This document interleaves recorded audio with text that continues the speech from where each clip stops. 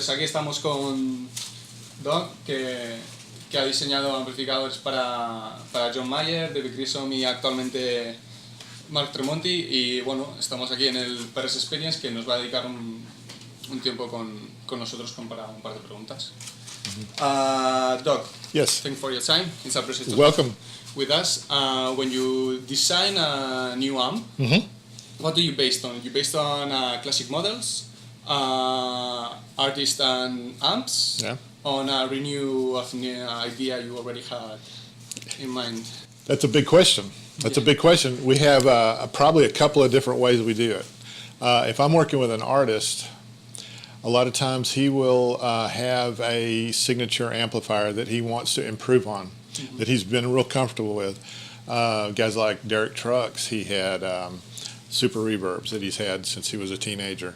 John Mayer, we were lining it up with a steel string singer, and so we were ABing that to get that same character.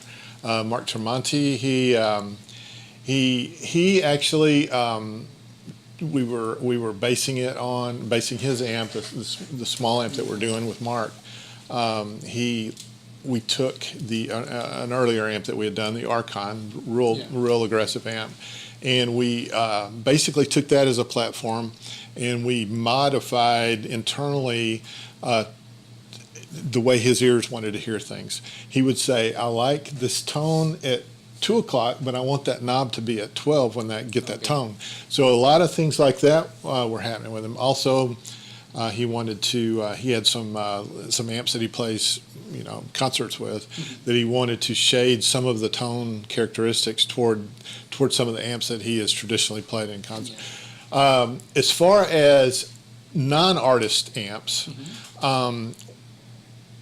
of course, Paul Smith and I work together a lot, and he drives a lot of what we will do our next amp with, so we collaborate with that in that sense. Sometimes we enhance older models of our amps.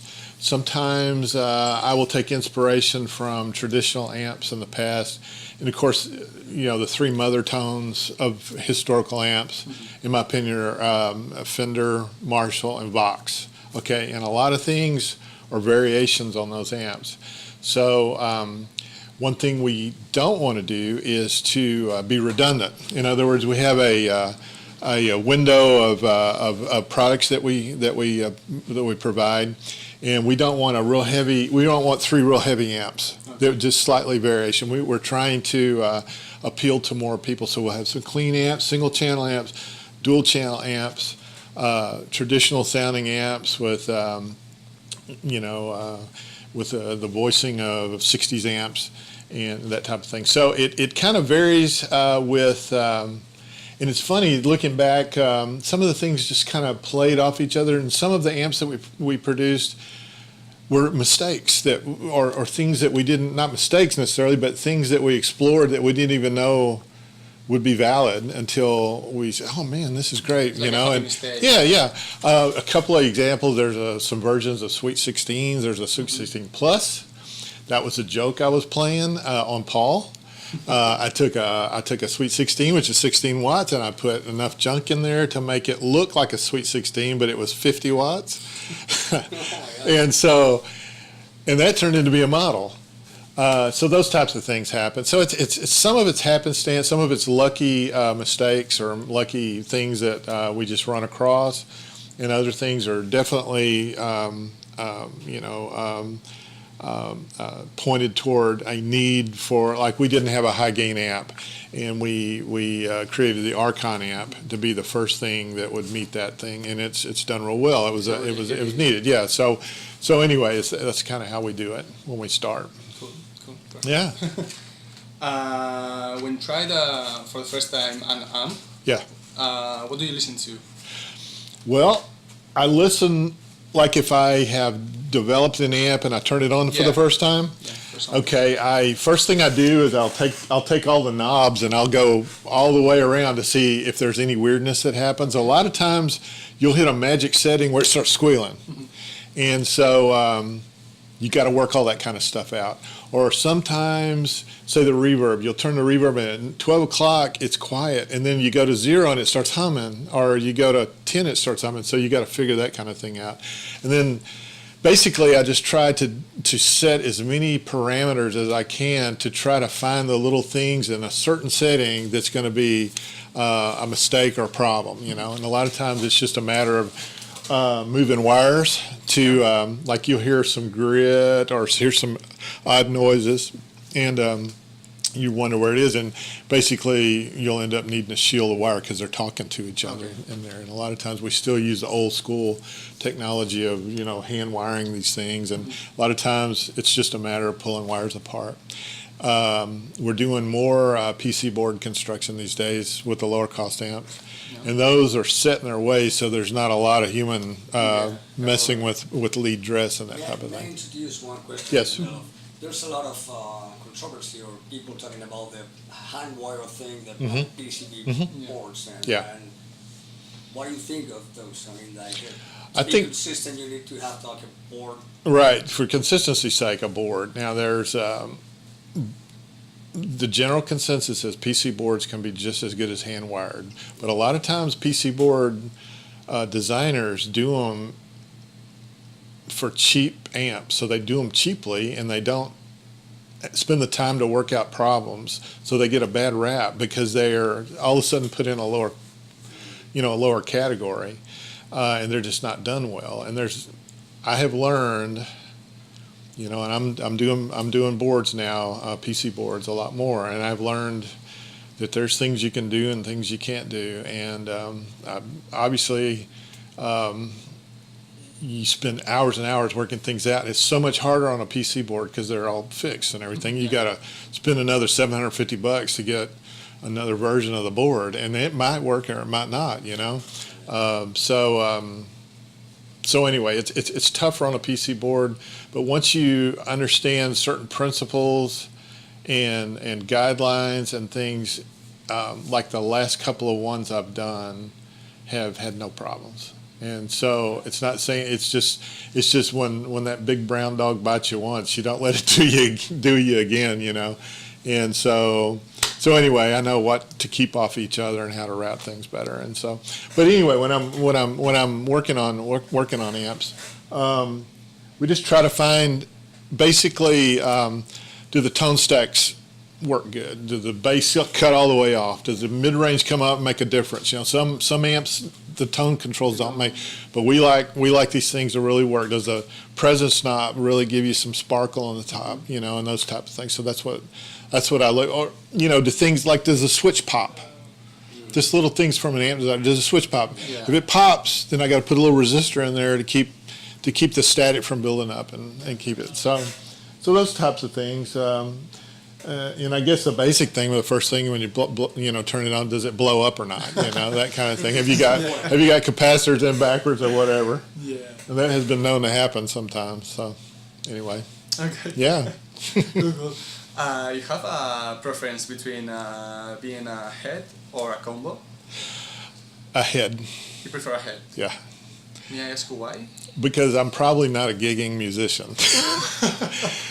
And here's the deal. Combos, if you can imagine taking anything in here, take that little tray of parts right there. If you took a vibrator and you stuck it on the bottom of it, you're going to get rattles, and that's basically what you're doing with a combo. So combos are, you never know what baffle board, grill cloth to staple on the is going to cause a rub, and it's going to cause, so it takes a lot longer to work out all the rattles and the shakes.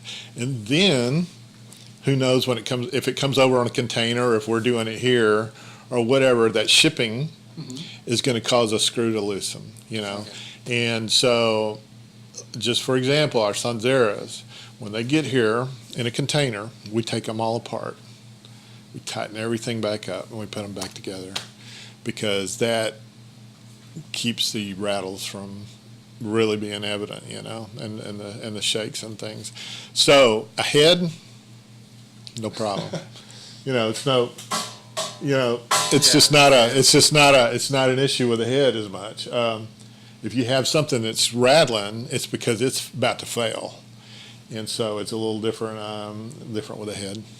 So heads, yeah, from a designer standpoint. Yeah. And you take a head and you can plug it into 112, 412, 410, whatever. And you can really work it with different rooms and things. Yeah. May I ask you another thing? Yes. Low wattage or Right. high wattage amplifiers? Well, you can still blow your ears out. Excuse me. You can still blow your ears out with a 5-watt amp. I know. To me, there was something that I read on a post about an Archon 100 one time, and they were talking nicely about it. A lot of the forums we don't get along with a lot of the forums for some reason, but this guy mentioned, somebody was talking about, is an Archon, it's 100 watts, I can't bring that home. This guy said it is the best bedroom amp that he's ever had. Sure. Bedroom amp, 100-watt amp. Okay, so wattage, if you have a good master volume on amp, and you have it voiced correctly, I think the wattage aspect of it, you can just choose the wattage based how it feels to you. When I first started getting into the Marshall thing, I had a friend that had a Marshall museum, and it was dedicated to Eddie Van Halen. And I would go in, and he would plug in, and I have never in my life gotten chill bumps like those plexis would have. Yeah. And he would not have a 50-watt Marshall in there because it just didn't feel right to him. It was all 100 watts. So a lot of times it's a feel thing at that point. Okay. Yep. Okay, cool. Mm-hmm. The last question, when and how started everything? Okay. Antonio Gaudí. I was trained and worked for 15 years as an architect in Dallas. I was an architect. I grew up with music in a music environment. My mom's a great singer and piano player, and my dad was a Baptist preacher. So guitars weren't allowed in the house. So all my buddies around me were learning how to play guitar, and I was going, I wish I could do that, but they only gave me piano lessons, and that was all cool, And so by the time I got my first guitar, I was into college.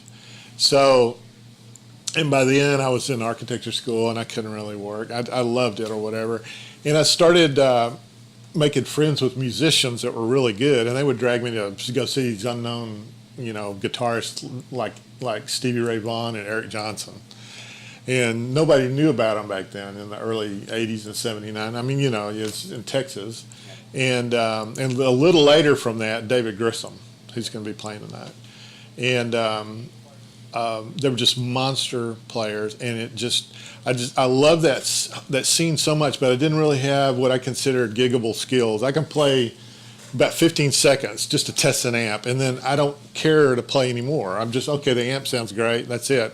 I can be legit for about 25 seconds, But all these guys were great. So to be able to get on the tour bus, I used my architectural skills and knowledge and stuff, and started just designing amps on paper, and basically just the cabinets. So I would go to pawn shops, and I'd get old Alamo amps that were just torn to pieces, buy them for $10, and I would take the chassis out, and I would build new cabinets around them, and I'd put the chassis back in. I'd cover them and all that kind of stuff. So I love the woodworking. That's the kind of design I used to do, millwork, and we were commercial, but I love the interior details and things. So I just translated that to music. I just married my two passions, and basically. So I finally, even though I really didn't consider myself a gigging guy, I finally became obsessed with old vintage amps. So I went in and I collected every blackface Fender combo, not heads, just combos, and a couple of Marshalls, and I had them as just a collection. And I would play, this sounds great. This one sounds really good, The best one of the whole bunch was a non-reverb deluxe. It was awesome. And everything that I designed subsequent, I could put it through that cabinet. And it was an Oxford speaker. Anyway, it's killer. And I had some museum pieces too. I had some things that looked like they came out of the factory. But all those things, you know, I really, but then I traded a hunting rifle for a 1954 Tweed Fender Pro. Oh my God. 54 Pro. 15-inch speaker, cathode biased, old beat up thing. And I bought it from a guy that worked at Texas Instruments. You know, a guy that designed PC boards for him, actually. And these guys, I got to know the Texas Instruments people subsequently, all the engineers or whatever. But anyway, this guy brought this amp in. And I plugged it in, and I played it for about 10 seconds, and I said, I understand what they're talking about with these things now. It was awesome. I mean, you know, chill bump inspiring. And then it smoked because it hadn't been turned on in 20 years. It had been in a guy's closet. And so the engineers at TI, they helped me, you know, open the back up, and they helped me change the caps out that had blown up because they were all dried up. And I got to looking at that circuit, and I said, okay, this circuit is super simple, and it sounded awesome. I said, what's wrong with this picture? So I started researching Fender Pro amps, and I started like taking parts of a 57 Pro and a 54 Pro and put them all together. And my high school mascot was the Wampus Cats, which no other team in Texas has. And I called them the Wampus Cat amps. And I would take them around to stores, and people were putting them against Mesa Boogies, and they were putting against all these amps. And I said, this sounds better, man. I mean, you know, and anyway, they lured me into this dark world of amplifier design with too much initial praise and, you know, and I didn't know what I was doing. You know, and I'd made all the wrong mistakes at the right time. And those mistakes were happy mistakes, and they all made it sound unique and good. And all the blues guys, you know, these Wampus Cat amps or whatever. So I became obsessed with the whole electronics thing because I had been trained as an architect, didn't know anything about electronics. So you see all my books there, I brought them with me. All these old TI guys would turn their books into half-price books, all these tube amp stuff. And it was right down the road from me, and I would buy all these books. And I had all these engineers that were helping me. And then I had, you know, musicians starting to help me with the tone. So it was a collaborative effort with all these people in Dallas, just pouring their information into me and helping me. And I was be able to put it together because I'm an architect. That's what I do. I put together stuff. I put together buildings through all this information. I would do it.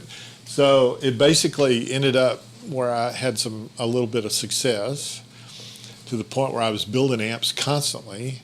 I got a couple on TV at Austin City Limits with some guys down in Austin. A lot of country guys were into them, you know, and it became the thing, you know, Sewell amps, Wampus Cats, and Texaverbs and Texaplexes and all that stuff. And then I got talked into showing my amps at a trade show, the Dallas Vintage Guitar Show, and 2 booths down was Paul Reed Smith. And the rest is history. Paul came down. He didn't have any amps to play at his concert, and we struck up a great friendship. And over a period of a couple of years working on them together, he bought everything I had for sale in there, which most of them were already sold, but he bought what I had that wasn't for sale. And then we'd get on the phone, and he'd say, Doug, what's this purple wire? And I don't know what you're looking at. It was before FaceTime, you know. I don't know what purple wire you're talking about. But anyway, I'd have sweat dripping off my nose because Paul was asking me all these questions. You know how he is, you know. So anyway, we went through a great, you know, period where we were just friends. And then he called me one day. He sounded very somber, and I was going, oh, what's wrong? You know, he goes, I've been authorized to ask you, you know, through the board if you would come head up the amp department. And I'm like, I just started laughing, you know. I said, head up, you know, change careers, you know, age 50. And he kept on, and doggone it, I shut my architectural firm down and moved my family from Texas out here. 10 years ago tomorrow. Yeah, tomorrow's my 10th year here. I've seen that. So yeah, It's a great story, man. Yeah, it's fantastic, and I feel like I'm kind of cheating, you know, because it's so much fun, And that whole architecture thing was quite a burden because the regulations and the potential upside. It was very, to see a building come up, it's really hard. And basically now I've taken that building and I've gone down and I'm doing drawings. I'm doing more drawing now than I did as an architect, but all the drawing and design that you do just to come up with a new amp, is it's keeping me sharp as far as my design skill. And it's cool to see people out there and see them on TV and work with David Grissom and work with the Allman Brothers, the Doobie Brothers, John Mayer. On and on and on, it's all, and Paul, a legend, Paul Smith, every day, it's good stuff. So can we listen just briefly to that? I'll hit a couple of chords. Anybody in here, of the five guys in here, I'm the worst player. I guarantee you. I don't even know you guys. Yeah. But it's what is it? It's Tremonti, Mark Tremonti. It's 15 watts, but it's super loud. It's got a half power switch on back. It is basically what I call an adult lunchbox amp. Okay. It's got 6 preamp tubes. No, this 1 and 2 preamp tubes. It's got 6L6 power tubes. We just basically detune this thing down to 15 watts, and it's got 2 channels. It's got flash and trash. Look at that. Oh, cool. Isn't that cool? Yeah. And at night, man, it's blowing right through these things all the way to the ceiling, and so it's cleans.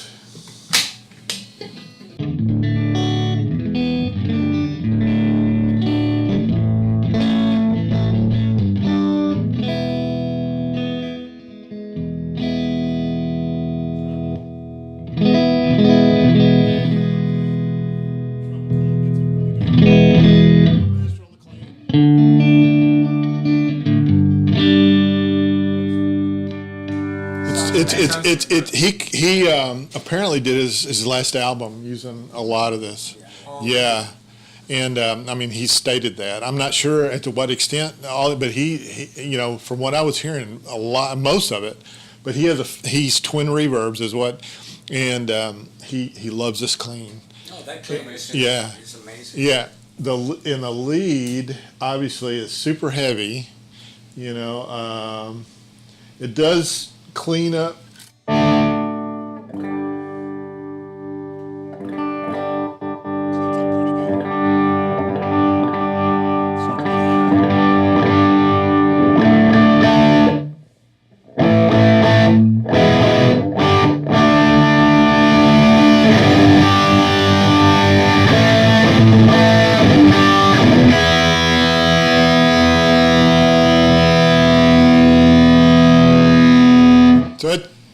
Goes far, and that is just barely cracked. That's barely cracked. So it's. How do you make 15 watt amplifier be that powerful?